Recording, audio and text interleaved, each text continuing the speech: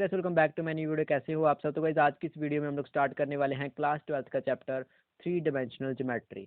तो यहाँ पे 3 डायमेंशनल ज्योमेट्री का क्या मतलब है? 3 डायमेंशनल का मतलब है यहाँ पे मतलब 3 डायमेंशंस होंगी। 3 डायमेंशंस मतलब X axis, Y axis and Z axis, 3 dimensions होंगी। ठीक है, तो 3 डायमेंशनल ज्योमेट्री के बारे में बात करेंगे।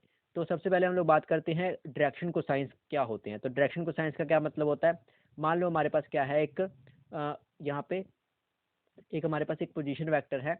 तो उस पोजीशन वेक्टर का गाइस जो हमारे पास X axis, Y axis and Z axis के अलोंग एक एंगल बनेगा। ठीक है, मतलब कि यहाँ पे जैसे कि यहाँ पे एक पोजीशन वेक्टर है। ठीक है, एंड पोजीशन वेक्टर का अगर हम एक्स एक्सिस के अलोंग देखें तो यहाँ पे अल्फा एंगल बन रहा है। ठीक है, जेड एक्सिस से गामा एंगल बन रहा है एंड वाई एक्सिस से बीटा एंगल बन रहा है। ठीक है, तो अगर हम उनके आगे उन एंगल्स के आगे हम कॉस लगा दें तो उनको हम डायरेक्शन कोसाइंस कहते हैं। जैसे यहाँ पे आ गया हमारे पास कॉस अल्फा, यहाँ पे कॉस बीटा एंड यहाँ पे आ गया हमारे पास कॉस गामा, एंड इसको हम इजिकल टू एल, इसको equal to M equal to N कहते हैं। ठीक है, एंड इनके बीच में एक रिलेशन होता है कि L square plus M square plus N square is equal to क्या होता है, 1 के बराबर होता है। एंड डायरेक्शन रेशियोज क्या होते हैं? 3 नंबर्स जो कि इनके प्रोपोर्शनल हो। ठीक है, ऐसे 3 नंबर जो कि इनके प्रोपोर्शनल होता है, जैसे कि L upon A, M upon B and N upon C. ठीक है, तो ऐसे नंबर जो कि इनके प्रोपोर्शनल होते हैं उनको डायरेक्शन रेशियोज कहते हैं। ठीक है, तो यहाँ पे आप देखिए what are the direction cosines of line.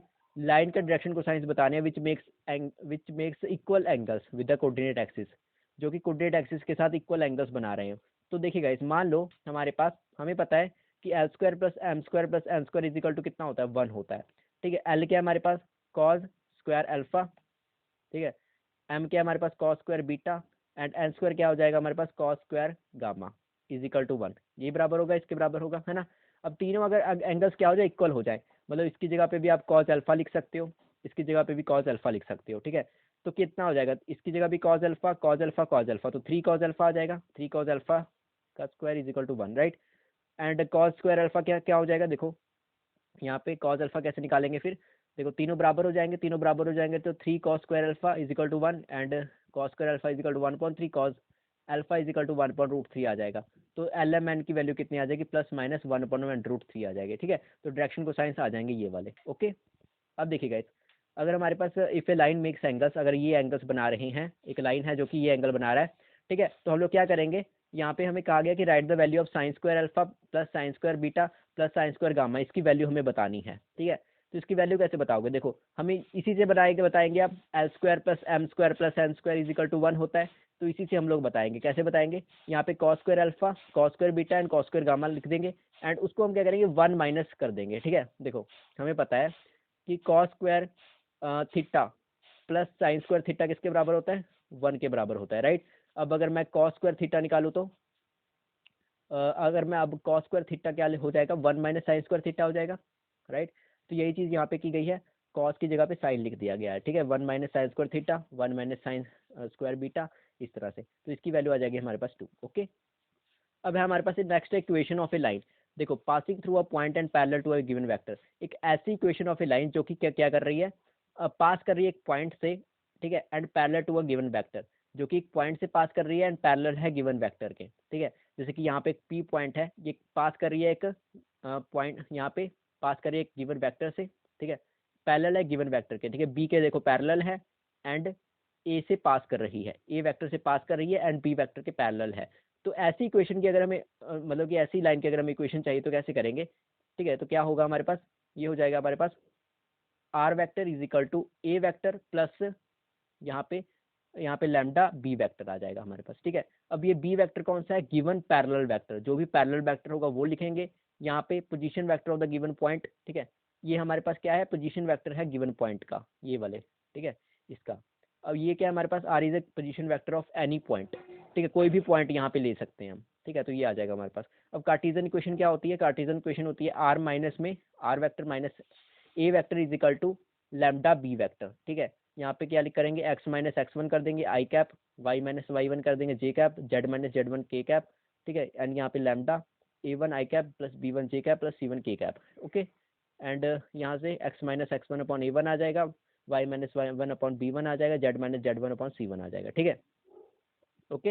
अब हम नेक्स्ट देखते हैं equation of a line passing through two points. ठीक है, मान लो 2 पॉइंट्स हैं, 2 पॉइंट्स में से के बीच में से एक क्या कर रहा है, एक equation of line passing through 2 points, ठीक है। एक ऐसी इक्वेशन ऑफ लाइन देखेंगे जो कि 2 पॉइंट्स के बीच में से जा रही है, ठीक है। तो कैसे निकालेंगे, यहाँ पे 1 पॉइंट्स के बीच में से जा रही थी, यहाँ पे 2, तो यहाँ पे क्या फॉर्मूले में क्या चेंज आएगा, फॉर्मूला हो जाएगा हमारे पास r is equal to a vector plus lambda b minus a आ जाएगा, ठीक है। ये इतना सा फर्क आ जाएगा। यहाँ पे x minus x one, x two minus x one, y minus y one upon y two minus y one आ जाएगा, z minus z one upon में z two minus z one आ जाएगा, ठीक है। तो ये आ जाएगा, ओके। अब देखिए हमारे पास क्वेश्चन है, कार्टेशियन इक्वेशन ऑफ लाइन बतानी है, ठीक है। यहाँ पे कार्टेशियन इक्वेशन ऑफ लाइन इसकी बतानी है, ठीक है। ये दी गई है, ठीक है। फाइंड द डायरेक्शन कोसाइंस, तो हमें डायरेक्शन कोसाइंस पता करनी है लाइन के। Right down the direction and the vector equations of the passing through, इस पॉइंट से पास कर रहे हैं, which are parallel to the given line. तो यहाँ पे आप देखो 6x minus two is equal to 3y plus one and 2z minus two, ये हमें दिया गया है, ठीक है। तो कार्टेशियन इक्वेशन क्या होती है लाइन की, देखो यहाँ पे हमने देखा था Cartesian equation of a line x minus x one upon में a1, y minus y one upon में b1, ठीक है, z minus z one upon में c1 था, है ना। तो इसी तरह से यहाँ पे भी करेंगे, x minus x one upon में a1 कर देंगे, ठीक है, यही चीज़। तो यहाँ पे देखो कितना आ जाएगा, यहाँ पे माइनस का 1/3 आ जाएगा, ठीक है, ठीक है। देखो यहाँ से वैल्यू निकाली गई है, मतलब 6x माइनस टू है ना, देखो 6x माइनस टू है, तो यहाँ पे x की वैल्यू कितनी आ जाएगी, अगर आप इसके 0 के बराबर रखोगे तो यहाँ पे कितना आ जाएगा हमारे पास 2.3, दैट इज 2.6, दैट इज 1.3, तो यहाँ पे आ गया हमारे पास माइनस का 1.3, ठीक है। यहाँ पे इसकी वैल्यू निकालोगे तो माइनस 1.3 आएगा, प्लस का 1.3, माइनस माइनस प्लस का 1.3, यहाँ पे Z1 की जगह पे यहाँ पे इसकी वैल्यू पुट कर दी, ठीक है। तो इस तरह से हमने वैल्यूज निकाल ली। अब देखो ये vector parallel to the line, ठीक है, एक वेक्टर है जो कि पैरेलल है लाइन के, तो ये हमारे पास इक्वेशन आ गई, ठीक है। तो देखो, ठीक है, ये हमारे पास पैरेलल लाइन आ जाएगी। देखो यहाँ पे इसी तरह से है ना हमारे पास, देखो पैरेलल लाइन यहाँ पे है A1 आई कैप प्लस B1 जे कैप प्लस C1 के कैप, एंड इसी को हम लोग क्या करते हैं, इसके नीचे डिवाइड करते हैं। तो ये चीज़ अगर हमारे पास आ चुकी है, ठीक है, ये चीज़ आ चुकी है, तो हम लोग कह देंगे कि ये हमारे पास लाइन भी आ जाएगी, लाइन की इक्वेशन भी आ जाएगी, ठीक है। तो 1.6 आई कैप प्लस 1.3 जे कैप प्लस 1.2 के कैप, ठीक है। तो ये चीज़, अब हम क्या करेंगे, इसके डायरेक्शन को साइंस निकाल लेंगे, ठीक है। तो इसके डायरेक्शन को साइंस निकाल लो आप, तो कितना आ जाएगा, यहाँ पे जो बी वेक्टर हमारे पास आ गया था, तो बी कैप निकाल लो, तो बी वेक्टर अपॉन में बी का मैग्नीट्यूड, तो इसको आप सॉल्व कर लोगे, ठीक है। इसको सॉल्व करने के बाद हमारे पास एक आंसर आ जाएगा, ओके। तो ये चीज़ आ जाएगी हमारे पास, ठीक है। अब डायरेक्शन को साइंस ऑफ द लाइन क्या आ गया हमारे पास, ये आ गया, ठीक है। इनके जो स्केलर कॉम्पोनेंट्स होंगे वो लिख दो आप, ये क्या हो जाएंगे, डायरेक्शन को साइंस ऑफ द लाइन आ जाएंगे, ओके। अब हमें क्या करने के, इस वेक्टर इक्वेशन निकालनी है, ठीक है। तो वेक्टर इक्वेशन निकालनी है तो क्या करोगे, यहाँ पे देखो ये फॉर्मूला था हमारे पास, देखो यही फॉर्मूला था ना हमारे पास। वेक्टर इक्वेशन कैसे निकालते थे हम, यहाँ पे r vector is equal to a vector plus यहाँ पे लैम्डा बी वेक्टर था ना, तो यहाँ पे ए वेक्टर एंड बी वेक्टर की जगह पे वैल्यू पुट कर दो, तो हमारे पास वेक्टर इक्वेशन भी आ जाएगी, ठीक है। तो हमारे पास वेक्टर इक्वेशन आ जाएगी, यहाँ पर ए एंड बी की वैल्यू पुट कर दी, हमारे पास आ गया, ठीक है। एंड इसी तरह से हमने यहाँ पे कार्टेशियन इक्वेशन ये लिख दी, वेक्टर इक्वेशन ये आ गई, ओके। नेक्स्ट बात करते हैं shortest distance between the lines. अब shortest distance between the lines क्या है, तो सबसे पहले इंटरसेक्टिंग लाइन से, इंटरसेक्टिंग लाइंस के बीच में शॉर्टेस्ट डिस्टेंस कितना होता है, 0 होता है।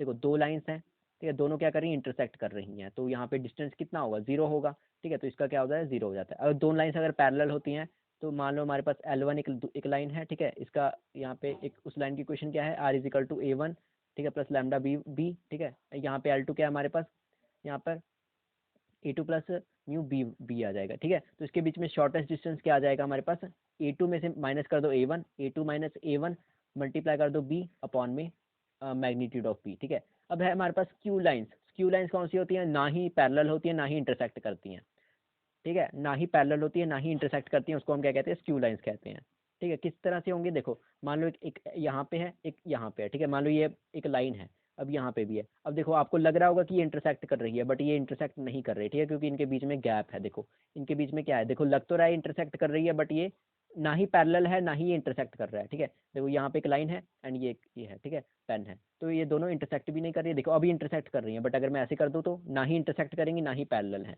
ठीक है। तो ये हो जाएंगी इस तरह की लाइंस के। मैं शॉर्टेस्ट डिस्टेंस निकालना तो क्या करोगे, A2 minus A1 and B1 cross B2 कर दोगे, ठीक है, अपॉन में B1 इंटू मतलब B1 क्रॉस B2, तो इसका क्या करोगे आप, मैग्नीट्यूड ले लोगे, ओके।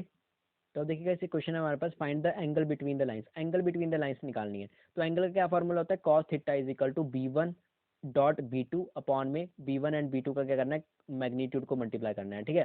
तो यहाँ पे आप देखो क्या कैसे करोगे आप, सबसे पहले यहाँ पे दिया गया है, अब ये हमारे पास क्या है, ये A है एंड ये क्या हमारे पास B है, ये क्या है A है, ये हमारे पास क्या है B है, ठीक है। इसको आप A1 मान लो, ये A2 आ जाएगा, ये B1 एंड ये B2 आ जाएगा, राइट। तो इसको सॉल्व कर लो, B1 इंटू B2 करो, डॉट करना है, ठीक है। तो 3 इंटू 1 करेंगे, यहाँ पे आ जाएगा, ठीक है। 2 इंटू 2 करोगे तो यहाँ पे 4 आ जाएगा, 6 इंटू 2 करोगे तो 12 आ जाएगा, राइट। अब इनके इनके मैग्नीट्यूड को आप क्या करो, प्लस यहाँ पे मल्टीप्लाई कर दो। देखो तो मैग्नीट्यूड क्या हो जाएगा हमारे पास, B1 का 3 का 9 हो जाएगा, 2 का 4 एंड 6 का 36, प्लस कर दो इनको, एंड 1 4 एंड 4 इनको कर दो, ठीक है। दोनों को करोगे सॉल्व तो इतना आ जाएगा, मतलब कि theta is equal to cos inverse 19/21 आ जाएगा, ठीक है। तो ये हमारे पास वैल्यूज आ जाएंगी। तो होप करता हूँ गाइस आपको वीडियो अच्छी लगी होगी। अगर आपको वीडियो अच्छी लगी तो लाइक करना, चैनल को सब्सक्राइब कर देना। तो आज के लिए बस इतना ही। Thanks guys for watching this video.